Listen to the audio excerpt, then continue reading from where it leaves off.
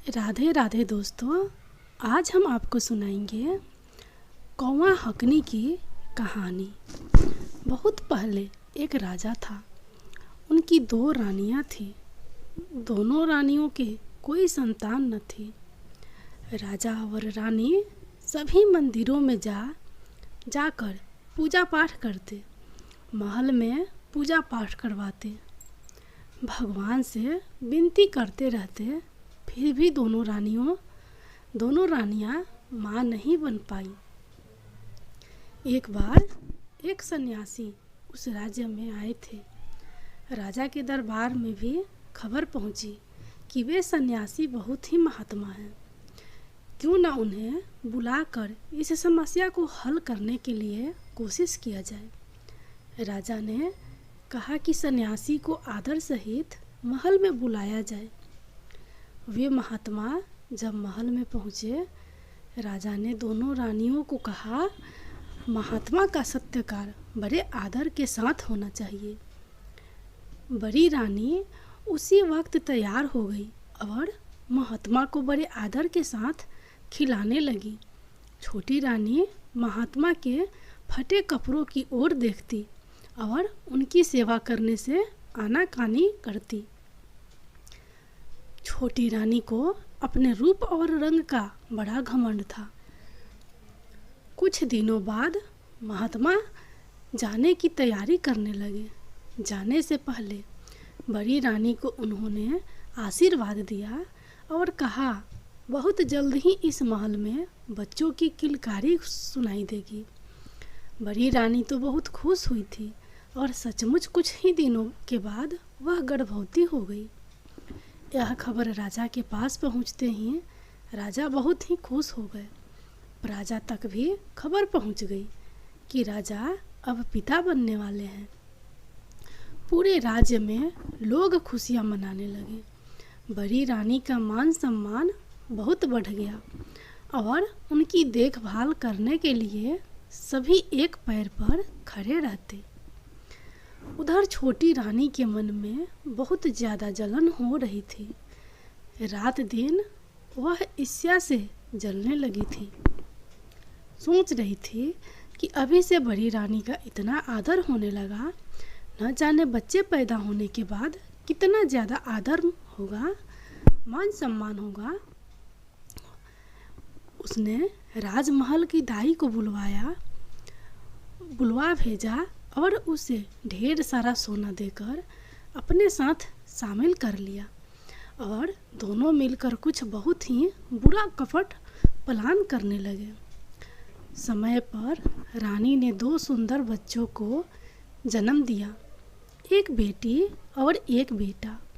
दाई ने तुरंत बच्चों को एक डलिये में रखकर छोटी रानी के पास ले गई और उसके बाद बड़ी रानी के पास 2 बड़े बड़े पत्थर रख दिए।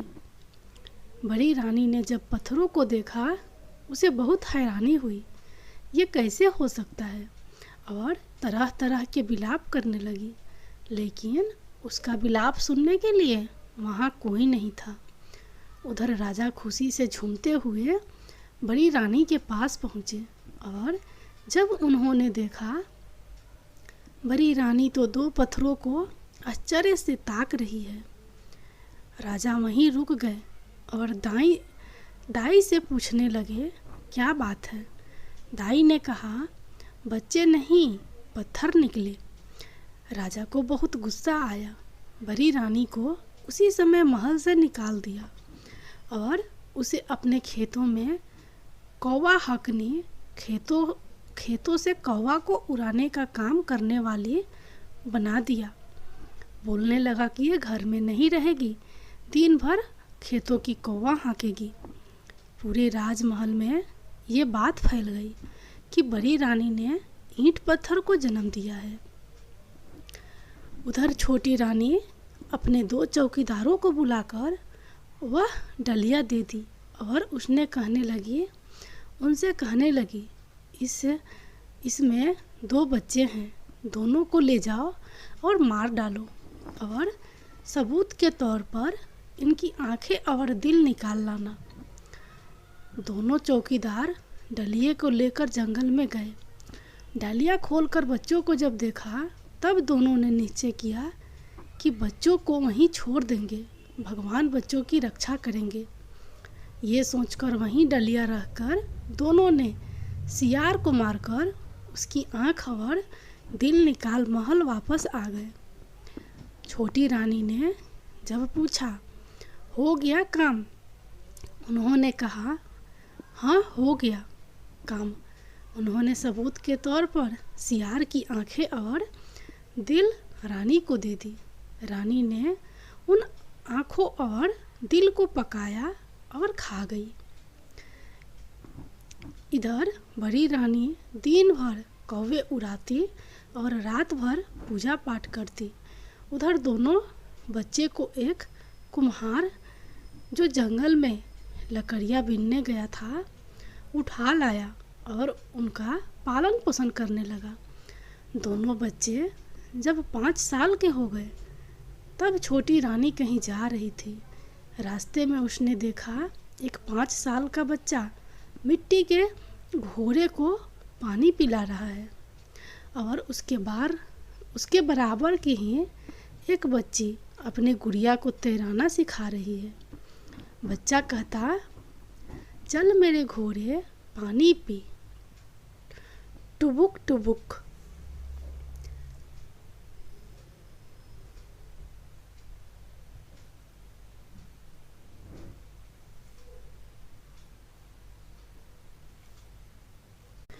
बच्ची कहती, चल मेरी गुड़िया तैरना सीख, फुदक फुदक। ये सुनकर छोटी रानी हंसने लगी और कहा, कहीं मिट्टी का घोड़ा पानी पीता है या मिट्टी की गुड़िया तैरती है? दोनों बच्चे ने एक साथ कहा, क्यों नहीं, जब एक रानी पत्थर जन्म दे सकती है तो ये पानी क्यों नहीं पी सकता? ये सुनकर रानी को धक्का लगा। उसे पता चल गया कि ये दोनों वही बच्चे हैं, किसी तरह इन्हें ख़त्म करना होगा। छोटी रानी ने बीमारी का नाटक शुरू कर दिया।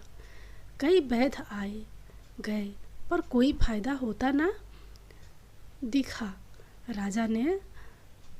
राजा ने तक हार कर रानी से उसका मर्म पूछा तो रानी ने बताया, मुझे उन दोनों कुम्हार के बच्चे का कलेजा ही ठीक कर सकता है, मुझे उनका कलेजा लेकर दे दो। राजा मरता क्या न करता, सैनिकों को आदेश दिया कि उन बच्चों का कलेजा ले आओ। सैनिक उन बच्चों का कलेजा लेने निकल पड़े। सैनिकों को आता देख बच्चे जंगल की ओर भागे और एक बांस और चंपा के पेड़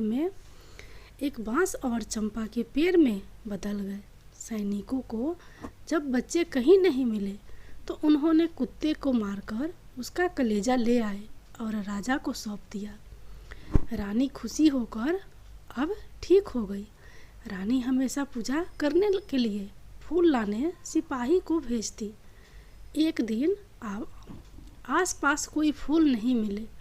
सिपाही जंगल से फूल लाने गया। जंगल में सिपाही ने देखा बड़े सुंदर चंपा फूल लगे हुए थे। चंपा और बांस का झाड़ पास पास उगे हुए थे। सिपाही फूल तोड़ने के लिए जैसे ही नज़दीक आया, चंपा के झाड़ ने कहा, ए भैया बांस। बांस झाड़ ने कहा, काय बहनी चंपा। चंपा ने कहा, राजा के सिपाही फुलवा तोरे बड़ आए दे। बांस ने कहा, लग जा बहिनी आकाश। जैसे ही बांस ने कहा वैसे ही चंपा का झाड़ ऊपर की ओर बढ़ने लगा। बढ़ते बढ़ते वह इतना बढ़ गया कि सैनिक फूल तक नहीं पहुंच पाए। सैनिक आश्चर्यचकित होकर ताकते ही रहे।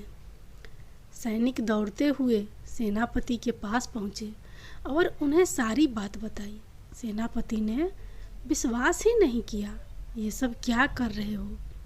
सैनिकों ने कहा, आप एक बार हमारे साथ जंगल चलिए। एक बार खुद देख लीजिए। सेनापति चल पड़े सैनिकों के संग। जैसे ही सेनापति चंपा और बांस के पास पहुँचे, चंपा ने कहा, ए भैया बांस। बांस ने कहा, काय बहनी चंपा। चंपा ने कहा, राजा के सेनापति फूल तोड़े बड़ आए हैं।